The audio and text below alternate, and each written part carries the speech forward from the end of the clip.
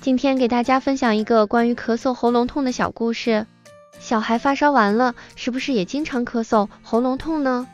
太阳一出来，疼痛加剧，晚上睡觉还难以入睡，让人痛苦不堪。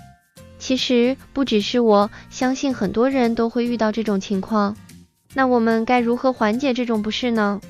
首先，多喝水，保持充足的水分摄入，可以帮助我们的喉咙缓解不适，促进痰液排出。其次，可以尝试使用加湿器，增加室内湿度，缓解喉咙的干燥感。此外，如果症状比较严重，可以考虑就医，医生可能会开出相应的药物来治疗。不过，最重要的是要及时发现病因，避免病情加重。大家要注意休息，保持室内通风，避免过度疲劳。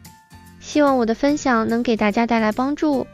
在这个流感高发季节，让我们一起保持健康，预防感冒。